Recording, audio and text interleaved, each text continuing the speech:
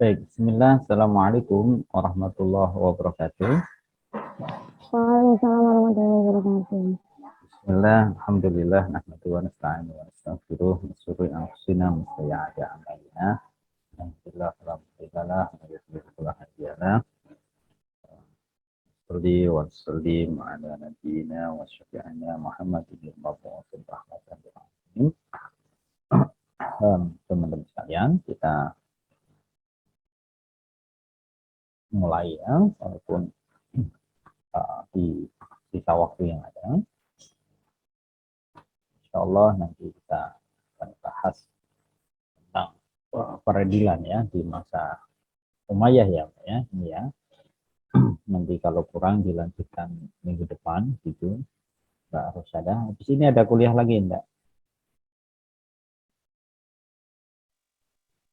Ada Ustaz. Jam berapa? 8.40. Jam J.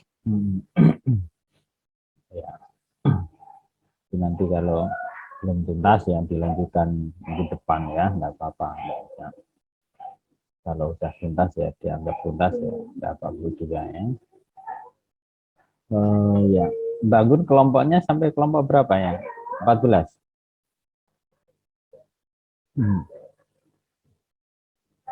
Nanti dicek ya Mbak Gun sambil nunggu yang dipresentasikan Mbak Rosyada. Baik, kita akan menyimak bersama teman sekalian dari sejarah dinamika peradilan agama ya. Setelah kemarin Khulafaur Rasyidin. Untuk selanjutnya host saya berikan kepada Mbak Anissa.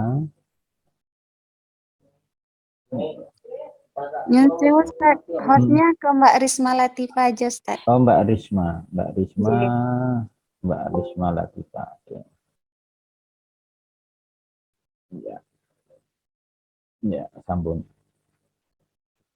Ya, Mbak Risma dan kelompok kita simak memang dinamika di peradilan Umayyah ya itu agak lebih singkat ya dengan yang lain, tapi nanti kita simak bersama. Barangkali ada beberapa hal yang bisa kita share ya, dan dialogkan bersama di dalam perjalanan. Ya, ada yang lewat motor ya, agak bising. Tadi sore saya dari Jepara dan Demak, memang agak padat sekali ya, macetnya dari mulai Demak itu ke Rawi sampai ke kampus. Yang kebetulan Sayung gimana? Sayung masih banjir sambil nunggu nih Mbak Rosyada, Mbak Latifah. Ada yang Sayung kena dampak banjir macet nih?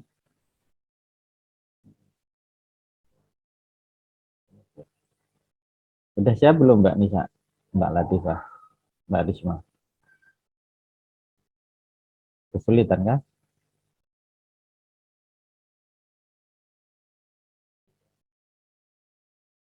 Oh sudah. Ya. J sampun Ustaz. Ye, enggak. Bagaimana teman-teman udah bisa itu? Kelihatan. Nah, sudah. Kelihatan aja.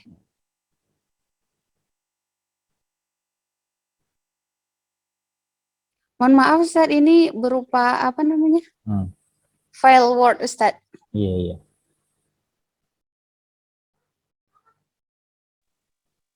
Oke. Langsung dimulai aja Ustaz. Iya, mangga silakan. Oke. Bismillahirrahmanirrahim. Assalamualaikum warahmatullahi wabarakatuh. Waalaikumsalam. Hamdan wa syukran lillah, salatan ala rasulillah, amma ba'.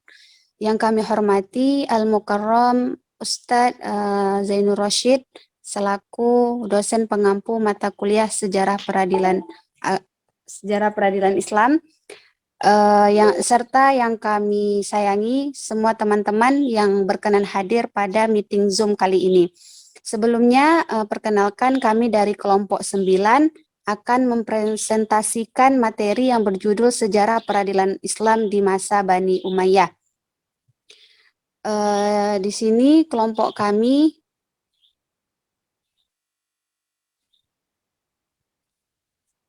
yaitu moderator saya sendiri Anissa Rosyada, presentator Agung Huda Syariah, Agung Huda, Amalia Rosyida, Budi, dan Nizar.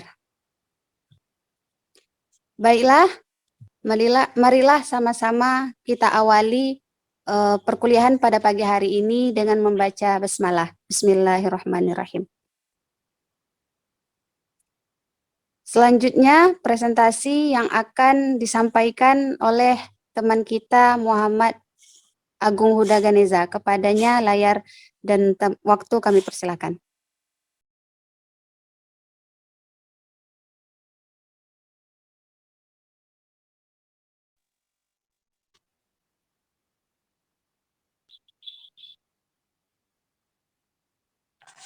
Terima kasih moderator.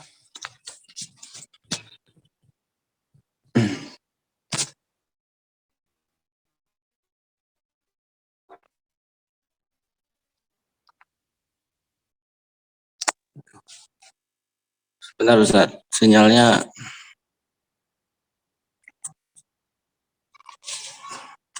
Sekilas tentang sejarah Bani Umayyah. Setelah masa Khalifah Ar-Rasyidin berakhir, fase selanjutnya adalah zaman Tabi'in yang pemerintahannya dipimpin oleh dinasti Umayyah. Dengan Khalifah pertama Muawiyah bin Abi Sufyan, dinasti ini beribu kota di Damaskus. Muawiyah telah mencurahkan segala tenaganya untuk memperkuat dirinya dan menyiapkan daerah Syria sebagai pusat kekuasaannya di kemudian hari.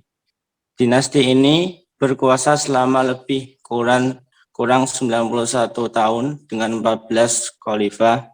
Yang pertama yaitu Muawiyah bin Abi Sufyan di masa 661 sampai 680, Yazid bin Muawiyah di masa 680 sampai dengan 683, Muawiyah bin Yazid 683 sampai dengan 684, Marwan bin Hakam 684 sampai dengan 685, Abdul Malik bin Marwan 685 sampai dengan 705, Walid bin Abdul Malik 705 sampai dengan 715, Sulaiman bin Abdul Malik, Umar bin Abdul Aziz, Yazid bin Abdul Malik, Hisham bin Abdul Malik, Walid 2 bin Yazid 2, Yazid 3 pada masa 744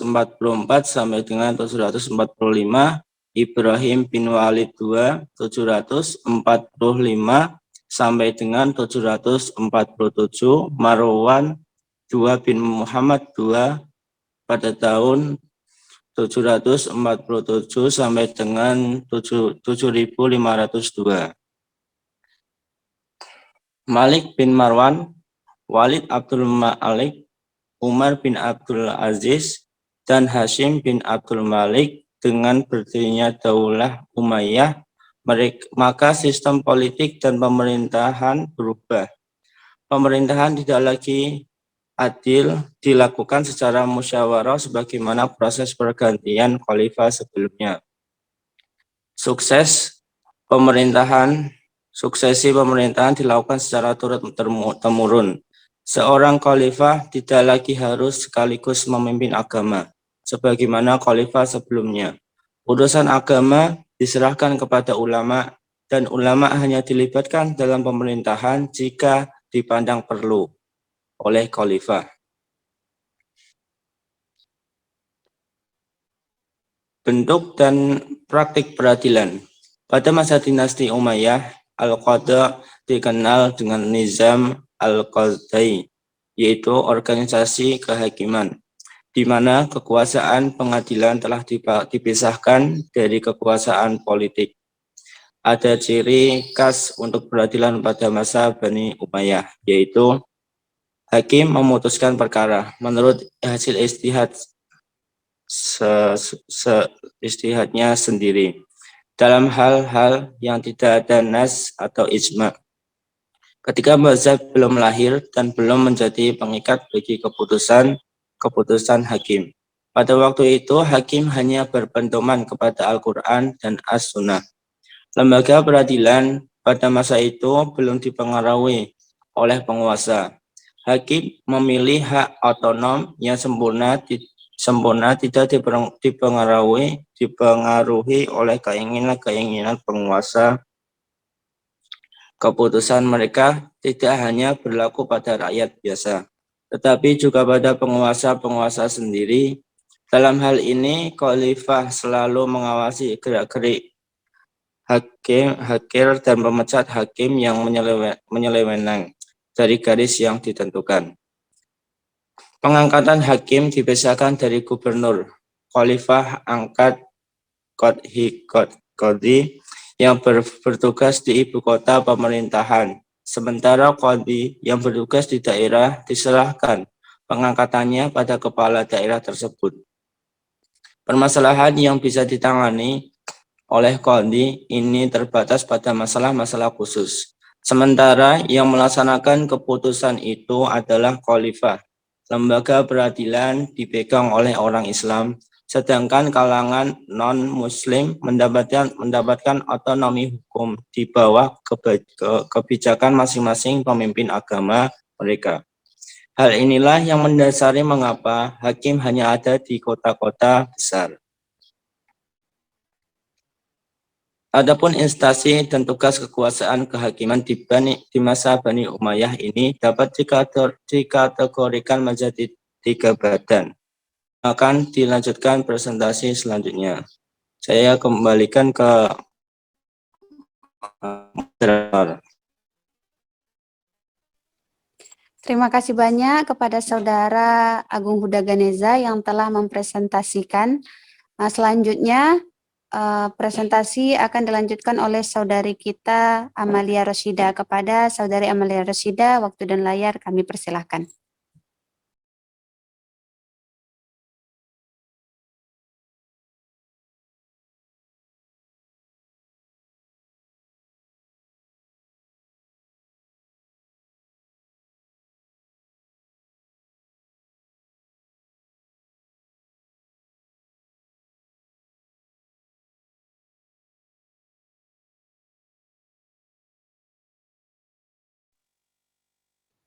Baik, terima kasih. Saya akan melanjutkan presentasi berikutnya.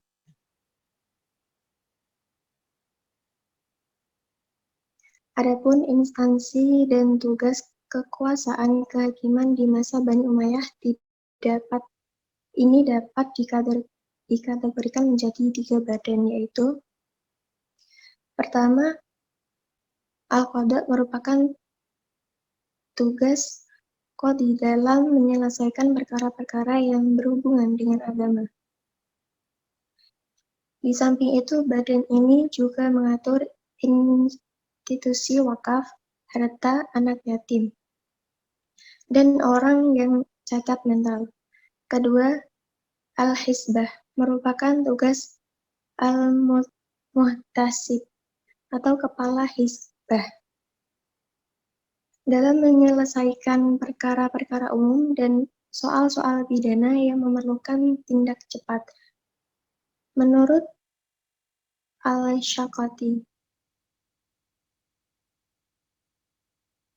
dalam bukunya Fi Adab Al-Hisbah, seperti yang dikutip oleh Philip K. Giti, bahwa tugas Al-Muhtasib selain mengarahkan, polisi juga bertindak sebagai pengawas gangguan dan pasar, memeriksa takaran dan timbangan, serta mengurus kasus-kasus perjudian, seks amoral, dan gusar yang tidak layak di depan umum. Terbentuknya peradilan yang menangani kasus hisbah sebagaimana sebelumnya belum berbentuk lembaga resmi negara kewenangan wilayah hisbah. Sesungguhnya merupakan kewenangan untuk menyuruh berbuat baik dan melarang berbuat mungkar, serta menjadikan kemaslahatan dalam masyarakat. Upaya ini digolongkan pada usaha untuk memberikan penekanan terhadap ketentuan-ketentuan hukum agar dapat terrealisasi dalam masyarakat secara maksimal. Di samping itu, wilayah hizbah dapat memberikan tindakan secara langsung bagi pihak-pihak yang melakukan pelanggaran. Artinya, terlihat betapa urgent keberadaan wilayah hizbah dalam membimbing masyarakat untuk menaati aturan-aturan syara. Pada masa Rasulullah SAW, embrio peradilan hizbah sudah ada. Diriwayatkan dalam sebuah hadis, Rasulullah SAW pernah ke pasar dan memasukkan tangannya ke dalam gandum seseorang penjual, dan ternyata basah. Maka beliau bersabda, "Jangan mencampur yang baik dengan yang buruk." Pada masa dinasti Umayyah, wilayah hizbah sudah menjadi satu lembaga khusus dari lembaga peradilan yang ada dengan kewenangan mengatur dan mengontrol pasar dari perbuatan-perbuatan yang tidak sesuai dengan syariat Islam.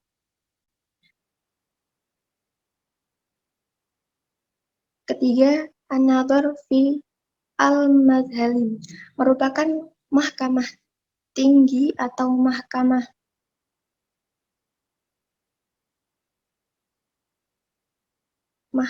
banding dari mahkamah di bawahnya atau al-qadha dan al-hizbah. Lembaga ini juga dapat menjadi mengadili para hakim dan pembesar negara yang berbuat salah. Pada pengadilan kategori ketiga ini dalam melakukan sidangnya langsung di bawah pimpinan khalifah. Ketika itu Abdul Malik bin Marwan atau orang yang ditunjuk olehnya yang pada awalnya diadakan di dalam masjid dalam menjalankan tugas ketua Mahkamah Mazalim. Ini membantu oleh 5 orang pejabat penting lainnya.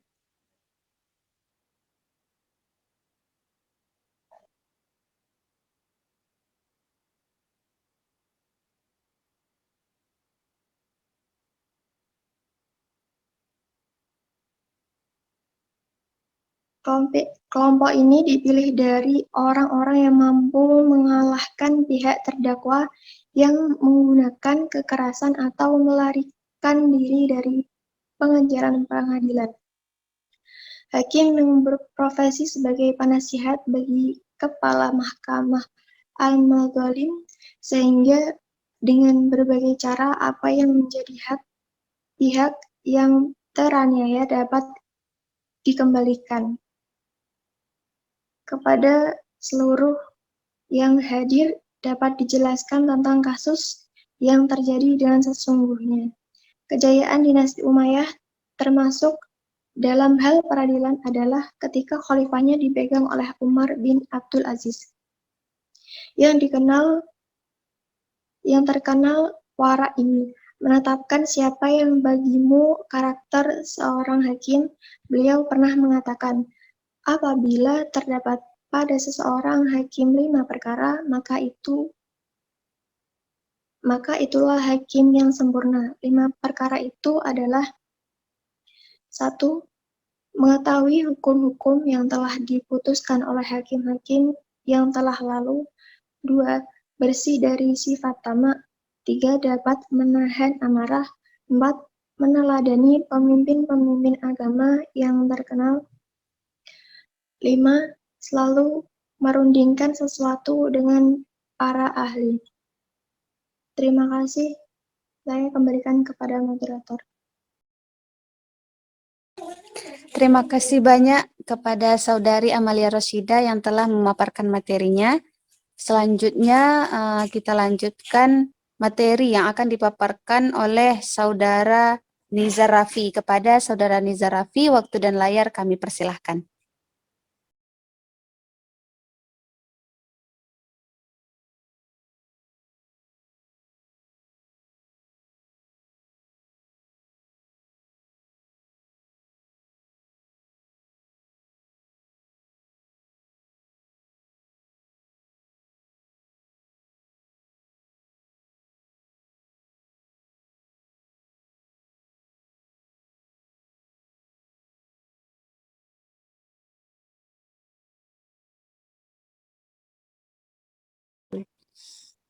Mohon maaf teman-teman dikarenakan Saudara Nizar ada kendala sinyal. Kita lanjutkan presentasinya yang akan disampaikan oleh Saudara Budi Eko Santoso. Kepada Saudara Budi Eko Santoso, waktu dan layar kami persilahkan.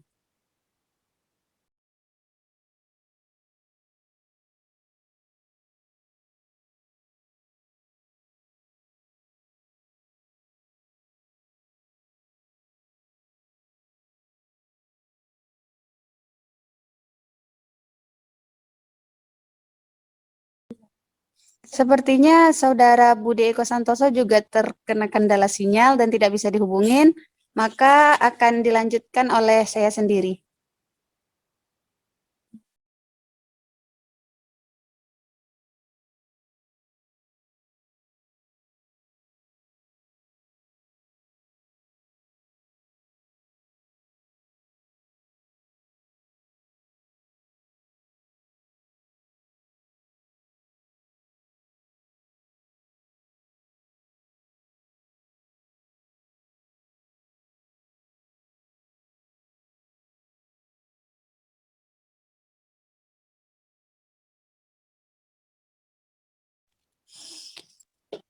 Wewenang hakim dalam catatan sejarah peradilan dinasti Umayyah diantaranya pada masa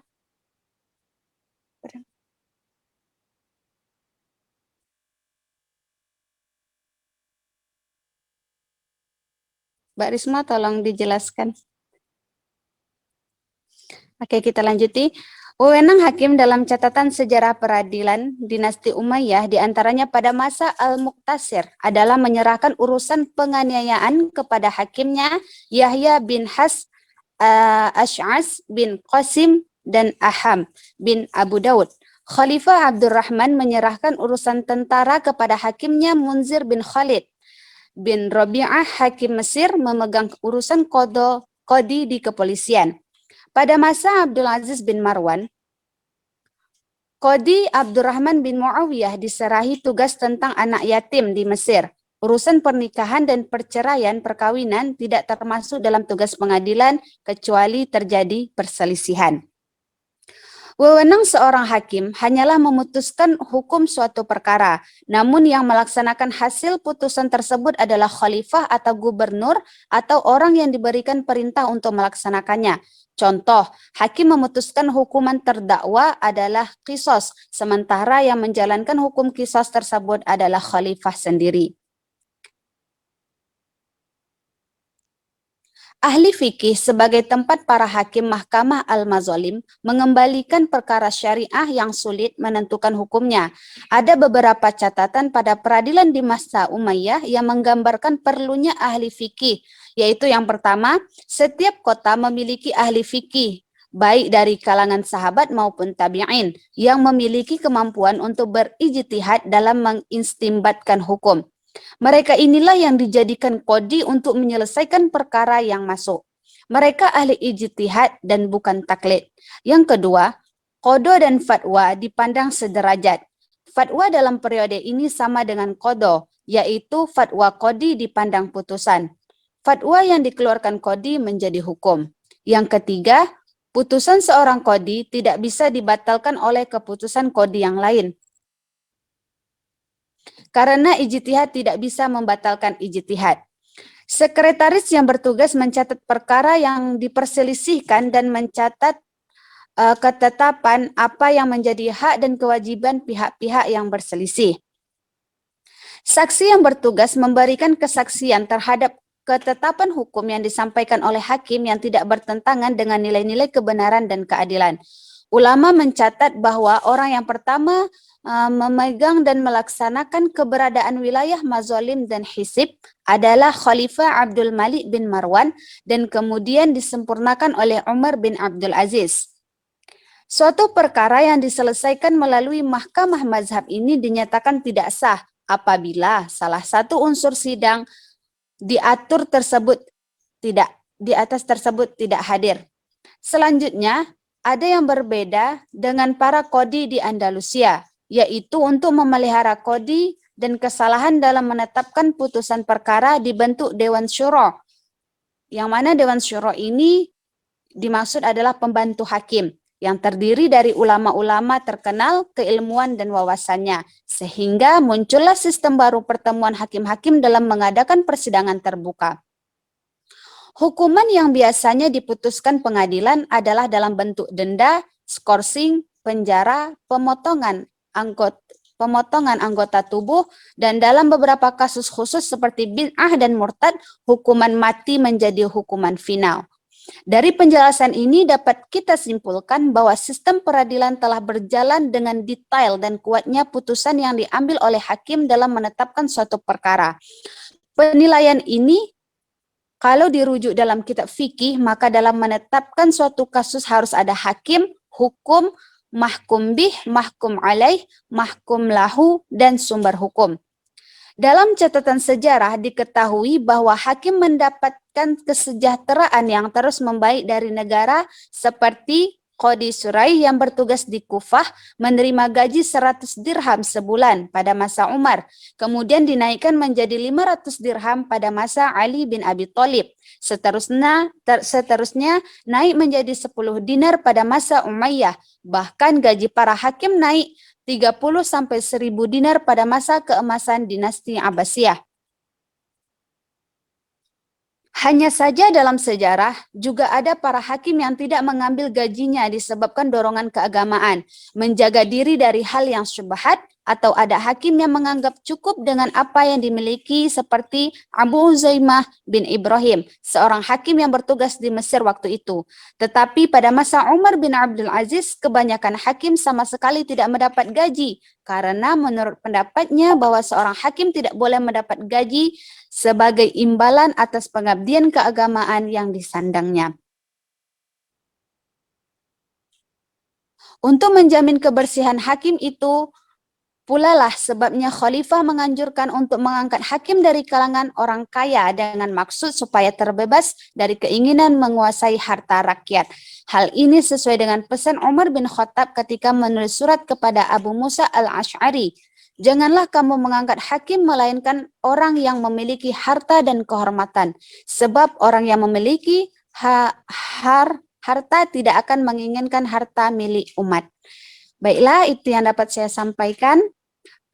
Selanjutnya presentasi yang akan disampaikan oleh Saudara Muhammad Agung Huda. Kepada Saudara Muhammad Agung Huda, waktu dan layar kami persilakan.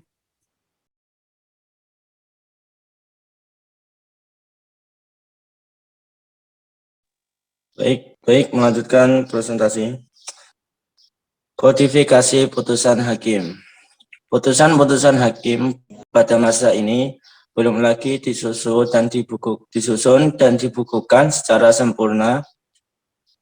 Orang-orang yang berbagai biasanya mengajukan perkaranya kepada hakim. Maka hakim memeriksa serta memberikan putusannya dengan cara menerangkan kepada yang terhukum tentang fatwa sebagai dasar pegangan hakim. Seorang hakim yang bertugas di Mesir bernama Salih bin Atas merasa perlu meregistrasikan putusan yang telah ditetapkan. Seiring dengan meningkatnya perkara-perkara rakyat, yaitu sudah rusak akhlaknya karena dalam masalah yang sama tentang pembagian harta warisan terhadap putusan hakim yang berbeda. Sehingga mereka kembali lagi kepada hakim untuk meminta keadilannya. Setelah hakim memutuskan sekali perkara itu, maka putusan itu ditulis dan dibukukan, sehingga dapat dikatakan bahwa dialah permulaan hakim yang mencatat putusannya dan menyusun jurisprudensi pada masa Muawiyah tersebut.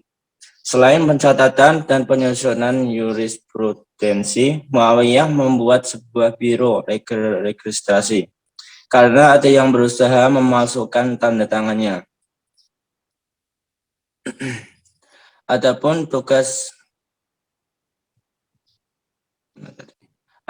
tugas biro registrasi adalah membuat dan menyimpan setiap salinan dokumen resmi sebelum distempel dan mengirimkan lembaran aslinya. Pada masa Abdul Malik, dinasti Umayyah membangun gedung arsip negara di Damaskus. Hakim-hakim yang terkenal dan contoh kasus yang diselesaikan pada masa Bani Umayyah. Adapun tokoh qadhi atau hakim yang terkenal pada masa ini cukup banyak tersebar di berbagai daerah seperti Madinah, Basrah, Kufah, dan Mesir, antara lain. Yang pertama, Al-Qadhi Suraih. Dengan nama lengkap Suraih bin Al-Haris Al-Kindi, beliau diangkat menjadi qadhi di daerah Kufah selama 75 tahun, meliputi periode Khalifah Umar bin Khattab, Utsman bin Affan, Ali bin Abi Thalib, serta Khalifah Bani Umayyah. Suraih merupakan salah satu seorang tabi'in besar dan banyak meriwayatkan hadis dari Umar, Ali, dan Ibnu Mas'ud. Beliau juga merupakan seorang qadhi yang cerdas dan cepat dalam menyelesaikan suatu perkara dengan tepat.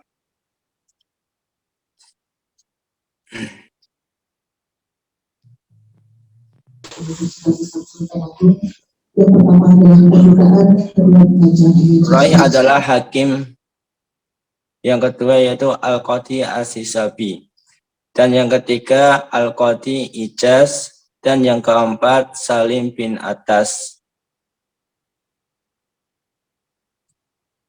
Salah satu kasus yang pernah terjadi pada dinasti Umayyah adalah kasusnya Ibnu Futais. Kasus ini terjadi pada masa kekhalifahan Al-Hakam bin Hisham, seorang qadhi yang bernama Muhammad bin Bashir Al-Mu'arrif, menghukum Ibnu Futais dengan tidak menghadirkan saksi.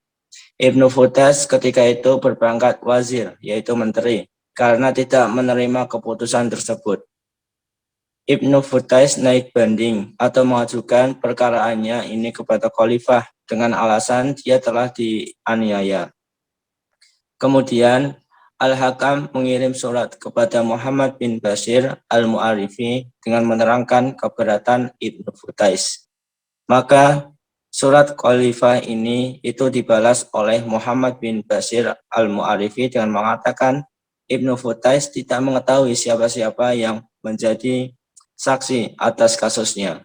Karena jika dia tahu siapa yang menjadi saksinya, maka dia akan mencari saksi tersebut dan tidak segan-segan menyakitinya. Dari salah satu contoh kasus di atas, terlihat bahwa seorang hakim memiliki hak untuk beristihad dan mempunyai wewenang penuh dalam penerapan hukumnya. Terima kasih. Saya kembalikan ke moderator. Terima kasih banyak kepada Saudara Muhammad Agung Huda Ganeza. Dengan berakhirnya presentasi dari Saudara Agung, maka telah berakhirlah pemaparan materi kita pada pagi hari yang berbahagia ini. Selanjutnya kita memasuki sesi tanya jawab atau sesi tambahan dari Al-Mukarram Ustadz Zainur Rasyid. Kepadanya kami persilakan.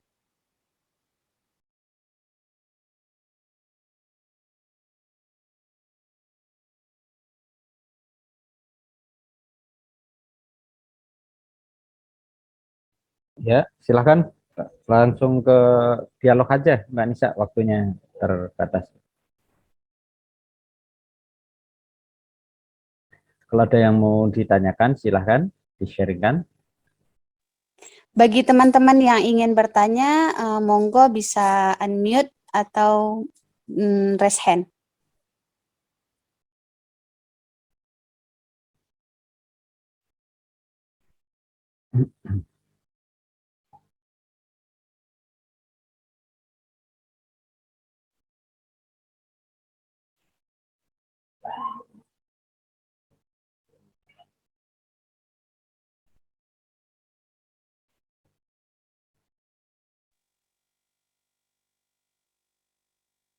Apakah sudah dapat dipahami? Bagaimana teman-teman? Oke.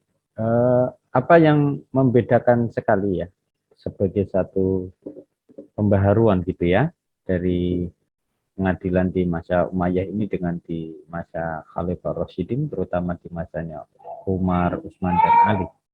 Mungkin bisa agak terjelas gitu, Mbak Rasida.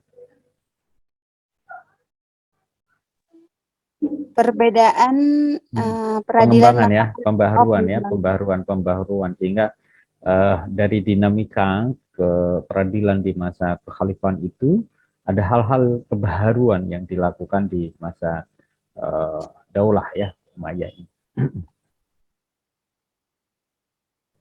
Ditampung dulu nje Ustaz. Mangga. Bagaimana teman-teman yang lain, apakah ada yang ingin bertanya atau mungkin ada yang ingin menanggapi dari pertanyaan Ustadz, karena di sini kita membuka forum diskusi. Nggih.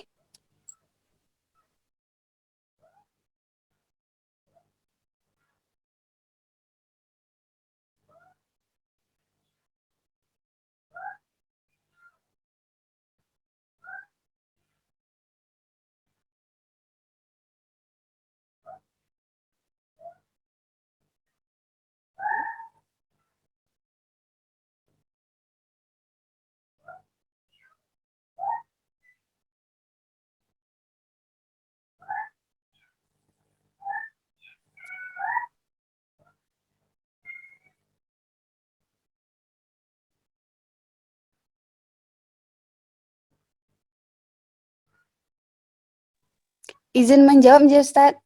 Mangga silakan. Nanti jikalau ada kesalahan mungkin bisa dikoreksi oleh Ustadz atau teman-teman yang lain. Sepengetahuan saya,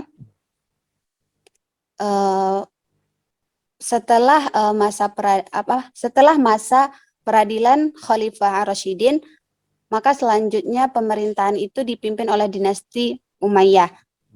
Yang mana pada masa dinasti ini sistem pemerintahannya itu tidak lagi dilakukan secara musyawarah sebagaimana proses pergantian khalifahnya.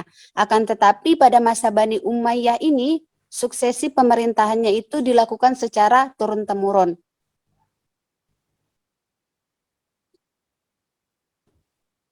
Lalu pada masa Bani Umayyah ini seorang khalifah itu tidak lagi menjadi sekaligus pemimpin agama, tetapi pada masa ini urusan agama itu diserahkan kepada para ulama. Begitu, Ustaz.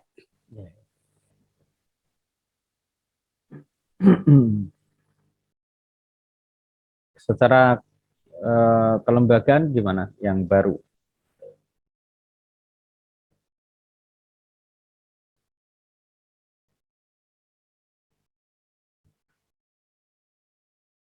Bentuk peradilan Ustaz.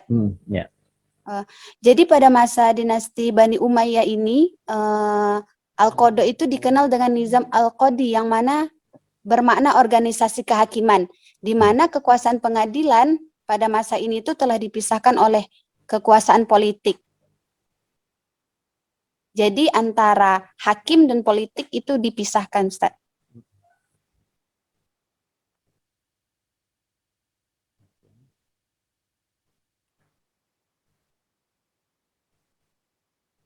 Ada enggak termasuk walaupun otoritas ya di masa Umayyah ini karena memang kekhalifahan pasca Khulafaur Rasyidin semacam pembatasan atau secara penuh itu ijtihad diserahkan kepada hakim ketika mereka misalnya di dalam memutuskan ya pada putusan-putusan peradilan begitu. Karena kan tidak tidak dipengaruhi oleh penguasa. Tapi seberapa kemudian kekhalifahan itu memberikan kontrol ya terhadap para hakim atau secara konstitusi, sehingga itu menjadi tadi apakah memang fully secara bebas hakim diberikan kebebasan atau tetap ada otoritas dari penguasa untuk lembaga dan hakim peradilan. Jadi begini Ustaz, pada masa Bani Umayyah ini kan peradilan ini lagi tidak dipengaruhi oleh penguasa. Jadi pada masa Bani Umayyah ini hakim itu diberikan hak otonom yang sempurna. Jadi tidak bisa dipengaruhi oleh keinginan-keinginan penguasa. Akan tetapi walaupun diberikan memiliki hak otonom yang sempurna, khalifah ini tetap selalu mengawasi gerak-gerik hakim, Ustaz, agar hakim ini tidak menyeleweng dari garis yang ditentukan. Begitu, Ustaz. Ya, artinya kalau kemudian dari pembacaan ini ya, dari lintas sejarah itu, teman-teman sekalian, kita bisa membaca betapa kemudian di awal-awal kekhalifahan Umayyah ini, hakim itu dipilih ya oleh penguasa, diberikan otoritas keputusan, decisions ke pengadilan. Dan dalam hal ini tentu hakim yang lebih memiliki kuasa, otoritas itu. Di dalam konteks kita sekarang ini memang penguasa itu yang memilih hakim, ya tidak semuanya, tapi juga terindikasi betapa kemudian kekuasaan seringkali bermain atau kemudian memberikan pengaruh secara tidak langsung terhadap putusan-putusan hakim. Dan di situ. Nah, kalau kita mengaca dari kesejarahan ini, betapa kemudian di awal-awal kekhalifahan mungkin karena penguasa juga masih di dalam konteks mencari perluasan ekspansi dan lain sebagainya, lalu hakim di dalam hal keputusan keagamaan, ijtihad dan lain sebagainya diberikan otoritas begitu. Tapi kekinian justru kekuasaan memiliki kepentingan terhadap putusan-putusan dalam lembaga peradilan, termasuk peradilan agama pada taraf-taraf tertentu, itu juga kemudian menjadi satu tadi ya, kita tidak bisa mengatakan bahwa pemerintah itu memberikan satu pengaruh, memberi dan lalu memiliki satu kekuasaan yang tidak enak kita mengatakan, tapi begini maksud saya adalah ada kemurnian tadi ya, bahasanya Mbak Nisa tadi di awal ketika kemudian pengadilan saat itu di kekhalifahan Umayyah diberikan otoritas dan mereka kemudian diberikan keleluasan berijtihad dan memutuskan, kan begitu.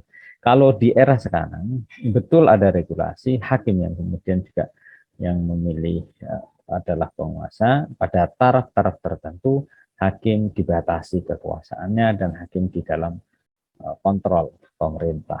Nah, sehingga saya ada sisi plus minus ya, tapi kalau kemudian kita bisa belajar hikmah dari kesejarahan peradilan agama terutama juga tentu pada hal-hal yang lebih substantif ya, kebebasan hakim, satu bentuk akselerasi dan kreasi di dalam bahasanya Prof. Tito itu adalah ada hukum produktif gitu ya, hukum yang tidak hanya terkungkum oleh kekuasaan, tidak hanya hasil peradilan yang kemudian menjadi ujung suara dari penguasa, tapi betul tadi penguasa dan peradilan itu adalah dua sisi yang saling menguatkan, bukan kemudian saling mempengaruhi bahkan menjadi alat kepentingan penguasa semata. Saya kira itu ya teman-teman sekalian. Terima kasih sekali Mbak Nisa karena sudah jam 8:40 di dalam kondisi ya tidak apa-apalah sinyal ya yang agak mengalami ketersendatan, karena untuk sekelas-kelas kita aja itu, untuk kelas internasional aja ada dulu saya pernah mengikuti dengan di pembicara Amerika itu. Nggak saya sebutkan, tapi dari Amerika yang kemudian terkendala sinyal karena keberbedaan waktu juga akhirnya gagal itu internasional seminar konferensi ya. Nggak apa-apa, itu kelas internasional, apalagi yang kalau kemudian karena sinyal Demak, Kudus dan sekitar ya. Baik, terima kasih sekali, kita kasih apresiasi kepada kelompok 9 ini. Insya Allah kita masih ada kelompok 10 ya, bangunnya 10, 11, 12, masih ada 3 kali meeting. Insya Allah nanti mudah-mudahan lancar semuanya di bulan Juni ini, sehingga bulan Juli awal-awal kayaknya nanti sudah ada jadwal untuk UAS. Kalau fakultas lain di akhir Juni 27 itu sudah mulai UAS. Nggak terasa kan? Sudah mau berganti semester begitu. Terima kasih ya sebesar-besarnya. Kita tutup dengan bacaan hamdalah ya. Mbak Nisa dan yang lainnya. Alhamdulillahirabbil alamin. Ya, terima kasih. Assalamualaikum warahmatullahi wabarakatuh. Waalaikumsalam warahmatullahi wabarakatuh. Ya. Jangan lupa ya teman-teman absennya ya.